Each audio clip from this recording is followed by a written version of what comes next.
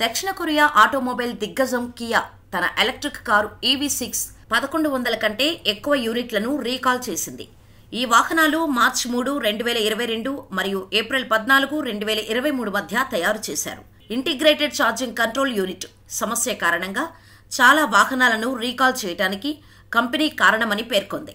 Integrated charging control యూనిట్లో లోపం తలెత్తింది. 12 వోల్ట్ సహాయక బ్యాటరీ EV6లోని అనేక క్లిష్టమైన సిస్టంలకు మద్దతు ఇస్తుంది. ఈ బ్యాటరీ లైట్లు, music system, start stop function వంటి ముఖ్యమైన ఫీచర్లు ఆ బ్యాటరీ సహాయంతోనే పనిచేస్తాయి. ICCU పనిచేయకపోతే అది ఈ సిస్టంలు విఫలమవటానికి దారితీయవచ్చు. దీనివలన డ్రైవింగ్ సమయంలో ప్రమాదకర పరిస్థితులు ఏర్పడవచ్చు. కియా EV6 కస్టమర్లు తమ ఎలక్ట్రిక్ కారును పరీక్షించుకోవటానికి సమీపంలోని డీలర్షిప్కు వెళ్లవచ్చు. దీంతో పాటు తమ వాహనాల్లో ఈ సమస్య ఉన్నవారిని కంపెనీ స్వయంగా సంప్రదిస్తుంది. మీ ఎలక్ట్రిక్ వాహనం లోపభూయిష్టంగా ఉన్నట్టు గుర్తించినట్టయితే అది ఎటువంటి ఖర్చు లేకుండా సర్వీస్ చేస్తారు. కాగా 2022లో మార్కెట్లో విడుదల చేసిన EV6కి పెద్ద ఎత్తున ఆదరణ లభించింది.